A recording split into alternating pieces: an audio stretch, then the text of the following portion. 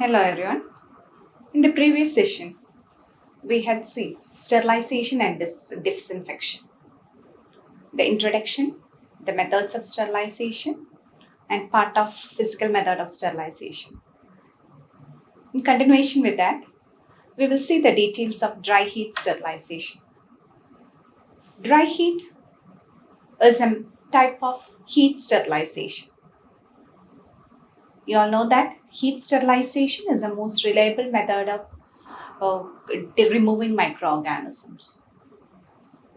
And dry heat sterilization means the sterilization of microorganisms is achieved by the circulation of hot air. It does not keep the articles wet. So we'll see the details. What are the different modes of action of dry heat sterilization, different types of dry heat sterilization, etc. So the mode of action of dry heat sterilization is the protein denaturation. That is, it causes the denaturation of proteins within a microbial cell and causes oxidative damage, that is, accumulation of superoxide anions, etc., occurs within the cell as a result of increasing the temperatures. And also, the level of electrolytes may get elevated, and that may be toxic to the cells. So, these three are the different modes of action of dry heat sterilization. Coming to the different methods, there are actually three different methods and one instrument which works under dry heat sterilization. The different methods of dry heat sterilization which we commonly use in a microbiology laboratory are wet heat sterilization, flaming, incineration. Then we have the equipment, hot air oven, which works under dry heat sterilization. First one is wet heat sterilization. That is, wet heat sterilization is an important method in microbiology laboratory which we use for sterilizing the inoculation wires. What are these inoculation wires? Inoculation loop, you can see in the picture, that is the inoculation loop which we use to pick microorganism. It's made up of nichrome wire with a handle, and the handle we hold, and the wire is placed on the flame and it is made red hot so that it gets sterilized, and the article of the wire or the material of the wire is such that it gets heated up and cools fast. So it is red heat sterilization by which we sterilize inoculation loops. So that is red heat sterilization is used for sterilization of wires, loops, needles, forceps, etc. Next one is flaming. Flaming means you just pass the mouth of the test tubes or flask over the flame so that it prevents the entry of microorganisms. That is, article is passed on the flame without making it red hot, and the uses it's used for that is preventing the entry of microorganisms in test tubes, flask, etc. We just flame it over the mouth of the test tubes are flamed over the Bunsen burner so that while our procedures, it prevents the entry of microbes. Third one is incineration. Incinerator is an equipment which burns the used materials or soil dressings to ashes. So it's an excellent method for rapidly destroying soil dressings, bedding pathological material, animal carcasses, etc. So it's usually in a hospital setting, incineration is an important equipment which is used to remove this contaminated materials. And the equipment which we use in a laboratory under dry heat sterilization is hot air oven. Hot air oven is one of the most widely used equipment which works under dry heat sterilization. And you can see this is a picture of a hot air oven. This is a miniature one, that's a larger one. It's usually a metal chamber. It's similar to an incubator, and it has got a fan. You can see in that other picture with a fan which ensures circulation of hot air.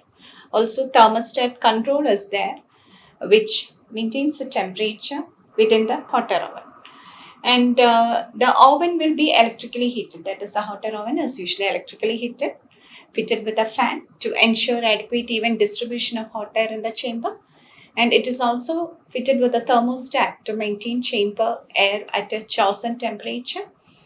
And the temperature and time under which the hot air oven works is 160 degrees centigrade for 2 hours. 1 hour is required for heating up the heating coil, and 1 hour we have to maintain the hot air oven at 1 hour for to ensure the proper sterilization of the articles kept inside the oven. And what are the uses? Uses of the hot air oven is it's mainly used for sterilization of glassware, syringes, petri dishes, flasks, etc. Also, pipettes, any glassware, test tubes, pipettes, etc., can be used. Then surgical instruments such as scalpels, scissors, forceps, which does not get damaged or which does not gets degraded by heat, can be used in a hot air oven. Also, it can be used to sterilize liquid paraffin, fats, sulfonamides, powders, etc., which cannot be sterilized in moist heat setting. That is, it gets some of them get some that spoiled, when water comes in contact with the paraffin, it gets spoiled. So it cannot be used in an autoclave. So that can be sterilized in a hot air oven. Now the precautions, actually this hot air oven should not be overloaded, and the material must be loosely arranged to allow free circulation of air, and glasswares, in order to avoid cracking, it must be wrapped in graph paper. Shouldn't keep rubber materials in from flammables, etc. In a hot air oven. And before opening, the hot air oven must be cooled at least 2 hours. Then only you open the door of a hot air oven. Otherwise, this soon after putting it off, if you open the door, that may cause the cracking of the glasswares. So these are the precautions to be taken. Now coming to the sterilization control. That is, what is the sterilization control? In order to know whether the hot air oven is working properly or effectively, we have to use certain sterilization controls. The 3 different controls used are physical, chemical, and biological. Physical control, it's already within the setup, that is hot air oven setup. That is a thermocouple, which is used to control the temperature within it. Thermocouples maintain the temperatures also. That is a physical control. That is, it maintains whether not to go beyond that set temperature. Then you have the chemical control. We usually use a brown stove. Actually, this brown stove consists of certain chemicals. It is placed in hot air oven, and if it attains that prescribed temperature, such as 160 degree, that brown stove will show a green spot. So while looking at the green spot, we can understand that the hot air oven has maintained the temperature 160 degree. Okay, so that is the use of chemical control. Then you have the biological control. That is, we should know whether the hot air oven is properly working. So we can place the spores of Clostridium tetani, which is heat resistant, and it is placed inside the hot air oven for 1 hour or maybe up to 2 hours.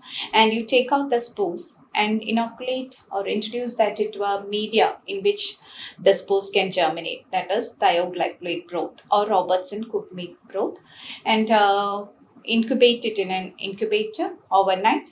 And the next day, you just streak onto a culture plate and look out for the growth.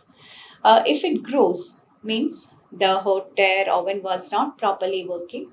That is, the spores were not destroyed. That is why they have given rise to vegetative forms. If it is working properly, means it will not germinate. The spores will be killed and it will not germinate. So these are the controls which we use for monitoring the working of a hot air oven. So that's all about the dry heat sterilization. Hope you have understood. Thank you.